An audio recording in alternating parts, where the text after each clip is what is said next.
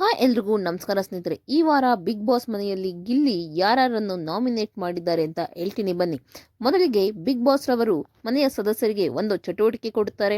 ಈ ಚಟುವಟಿಕೆಯಲ್ಲಿ ಗಂಡು ಮಕ್ಕಳು ಒನ್ ಟೈಮ್ ಹೋಗ್ಬೇಕಾಗುತ್ತೆ, ಹೆಣ್ಣು ಮಕ್ಕಳು ಒಂದೊಂದು ಟೈಮ್ ಆಗುತ್ತೆ, ಗಂಡು ಮಕ್ಕಳಾದ್ಮೇಲೆ ಹೆಣ್ಮಕ್ಳು. ಒಟ್ಟಲ್ಲಿ ಗಂಡು ಮಕ್ಳಿಗೆ 2 ಚಾನ್ಸ್ ಸಿಗುತ್ತೆ, ಹಾಗೆ ಹೆಣ್ಮಕ್ಳಿಗೆ 3 ಚಾನ್ಸ್ ಸಿಗುತ್ತೆ. ಅಂದ್ರೆ ಇಲ್ಲಿ ಏನ್ ಮಾಡ್ಬೇಕಂದ್ರೆ ಒಂದ್ಸಲ ಗಂಡು ಮಕ್ಳು ಹೋಗಿ ನಿಂತ್ಕೊಂಡ್ರೆ ಬಾವುಟ ಮುಂದೆ ಇರುತ್ತೆ. ಯಾರು ಫಸ್ಟ್ ಹೋಗಿ ತಗೊಳ್ತಾರೋ ಅವ್ರಿಗೆ ನಾಮಿನೇಟ್ ಮಾಡೋ ಚಾನ್ಸ್ ಸಿಗುತ್ತೆ. ಅವರು ಇಬ್ಬರನ್ನು ಯಾರು ನಾಮಿನೇಟ್ ಮಾಡಬೇಕೋ ಅವರಿಬ್ಬರನ್ನು ಕರಿಬೇಕು. ಅವರಿಬ್ಬರಿಗೂ ರೀಸನ್ ನೀಡಬೇಕಾಗುತ್ತೆ ಯಾಕೆ ನಾಮಿನೇಟ್ ಮಾಡ್ತೀನಿ ಅಂತ. ಆ ನಾಮಿನೇಟ್ ಮಾಡಿದ ಸದಸ್ಯರಲ್ಲಿ ಗಿಲ್ಲಿ ಅವರಿಬ್ಬರ ವಾದ ವಿವಾದಗಳನ್ನು ತಿಳಿದುಕೊಂಡು ನಂತರ ಅವರಿಬ್ಬರಲ್ಲಿ ಯಾರನ್ನು ನಾಮಿನೇಟ್ ಮಾಡಬೇಕು, ಯಾರನ್ನು ಸೇವ್ ಮಾಡಬೇಕು ಎಂಬುದು ಗಿಲ್ಲಿ ಕೈಲಿ ಇರುತ್ತದೆ. ಮೊದಲಿಗೆ ಹೆಣ್ಣು ಮಕ್ಕಳು ಓಡುತ್ತಾರೆ. ಅದರಲ್ಲಿ ಮೊದಲಿಗೆ ರಕ್ಷಿತಾ ಬಾವುಟವನ್ನು ಎತ್ತಿಕೊಳ್ತಾಳೆ. ಅವಳು ಮೊದಲಿಗೆ ನಾಮಿನೇಟ್ ಮಾಡಲು ಆಯ್ದುಕೊಳ್ಳುವುದು ಸ್ಪಂದನ ಹಾಗೂ ಕಾವ್ಯ. ಇವರಿಬ್ಬರಲ್ಲಿ ಗಿಲ್ಲಿ ಸ್ಪಂದನನನ್ನು ನಾಮಿನೇಟ್ ಮಾಡ್ತಾನೆ, ಕಾವ್ಯಳನ್ನು ಸೇವ್ ಮಾಡ್ತಾನೆ. 2ನೇ ಬಾರಿಗೆ ಧನುಷ್ ರವರು ಬಾವುಟವನ್ನು ಎತ್ಕೊಳ್ತಾರೆ ಹುಡುಗರಲ್ಲಿ. ಧನುಷ್ ಅಶ್ವಿನಿ ಹಾಗೂ ಧ್ರುವಂತ್ ರವರನ್ನು ನಾಮಿನೇಟ್ ಮಾಡುತ್ತಾರೆ. ಇವರಿಬ್ಬರಲ್ಲಿ ಗಿಲ್ಲಿ ವಾದ ವಿವಾದಗಳನ್ನು ನೋಡಿ ಧ್ರುವಂತ್ ರವನ್ನು ಸೇವ್ ಮಾಡ್ತಾರೆ, ಅಶ್ವಿನಿಯವರನ್ನು ನಾಮಿನೇಟ್ ಮಾಡ್ತಾರೆ. ಇನ್ನು 3ನೇ ಬಾರಿಗೆ ಹೆಣ್ಣು ಮಕ್ಕಳು ಓಡಬೇಕಾಗುತ್ತೆ. ಇದರಲ್ಲೂ ಕೂಡ ರಕ್ಷಿತಾ ಬಾವುಟವನ್ನು ಎತ್ತಿಕೊಳ್ತಾರೆ. ರಾಶಿಕಾ ಹಾಗೂ ಕಾವ್ಯಳನ್ನು ನಾಮಿನೇಟ್ ಮಾಡ್ತಾಳೆ. ಇಲ್ಲಿ ಕೂಡ ವಾದ ವಿವಾದ ನಡೆಯುತ್ತೆ. ಇದರಲ್ಲಿ ಗಿಲ್ಲಿಯವರು ರಾಶಿಕಾರವರನ್ನು ನಾಮಿನೇಟ್ ಮಾಡ್ತಾರೆ ಹಾಗೂ ಕಾವ್ಯಳನ್ನು ಸೇವ್ ಮಾಡ್ತಾರೆ. ಇನ್ನು 4ನೇಯದಾಗಿ ಹುಡುಗರು ಬಾವುಟವನ್ನು ತೆಗೆದುಕೊಳ್ಳಲು ಹೋಗ್ತಾರೆ. ಇದರಲ್ಲೂ ಕೂಡ ಧನುಷ್ ರವರು ಗೆಲ್ತಾರೆ. ಈ ಬಾವುಟವನ್ನು ಎತ್ತಿಕೊಂಡವರು ಕಾವ್ಯ ಹಾಗೂ ಧ್ರುವಂತ್ ರವರನ್ನು ನಾಮಿನೇಟ್ ಮಾಡಲು ಸ್ಟೇಜ್ ಮೇಲೆ ಕರೆಯುತ್ತಾರೆ. ಇವರ ವಾದ ವಿವಾದಗಳನ್ನು ಕೇಳಿದ ಮೇಲೆ ಗಿಲ್ಲಿಯವರು ಧ್ರುವಂತ್ ರವರನ್ನು ನಾಮಿನೇಟ್ ಮಾಡ್ತಾರೆ. ಇಲ್ಲೂ ಕೂಡ ಕಾವ್ಯರವರನ್ನು ಸೇವ್ ಮಾಡ್ತಾರೆ. ಇನ್ನು 5ನೇ ಬಾರಿಗೆ ಹುಡುಗಿಯರಿಗೆ ಓಡಲು ಚಾನ್ಸ್ ಸಿಗುತ್ತೆ. ಇದರಲ್ಲೂ ಕೂಡ ರಕ್ಷಿತಾ ಬಾವುಟವನ್ನು ಎತ್ತಿಕೊಳ್ತಾಳೆ. ಈಗ ಇವಳು ನಾಮಿನೇಟ್ ಮಾಡೋದು ಧನುಷ್ ಹಾಗೂ ಕಾವ್ಯರನ್ನು. ಧನುಷ್ ಹಾಗೂ ಕಾವ್ಯ ರಕ್ಷಿತಾ ವಾದ ವಿವಾದಗಳನ್ನು ಕೇಳಿದ ಗಿಲ್ಲಿ ಇಲ್ಲೂ ಕೂಡ ಕಾವ್ಯರನ್ನು ಸೇವ್ ಮಾಡಿ ಧನುಷ್ರನ್ನು ನಾಮಿನೇಟ್ ಮಾಡ್ತಾರೆ.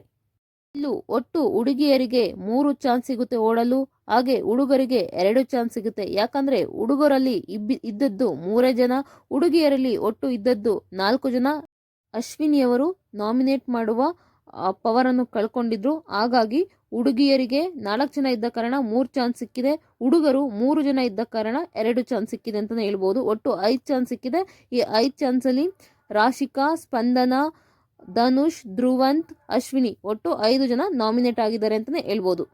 ಇನ್ನು ಈ ವಾರ ಸೇವ್ ಆಗಿರೋದು ರಕ್ಷಿತಾ, ರಘು, ಕಾವ್ಯ. ಈ 3 ಜನ ಈ ವಾರ ಸೇವ್ ಆಗಿದ್ದಾರೆ.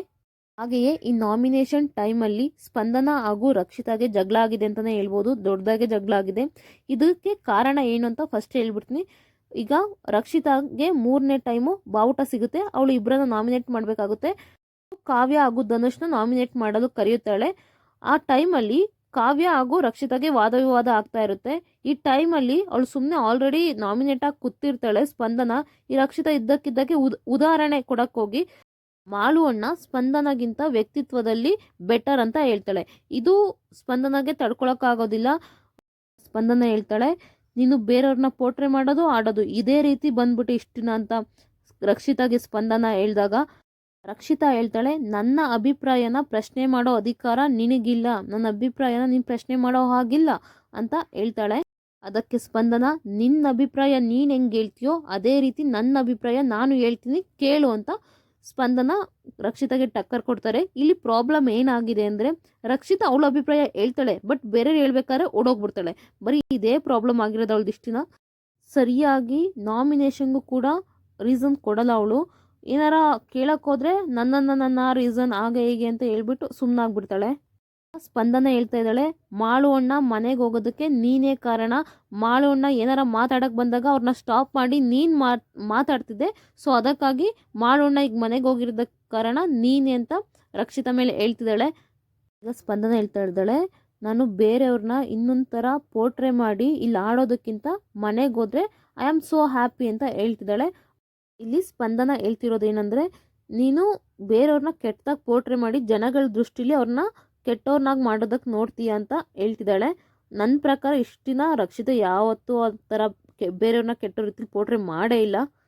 ಅವಳಿಗೆ ನಾಮಿನೇಷನ್ನಲ್ಲಿ ಸರಿಯಾಗಿ ರೀಸನ್ ಕೊಡೋಕ್ಕೆ ಬರಲ್ಲ ಅಂದರೆ ಇನ್ನು ಇದ್ದಿದ್ದಲ್ಲೆಲ್ಲ ಪರ್ಫೆಕ್ಟ್ ಇದ್ದಾಳೆ.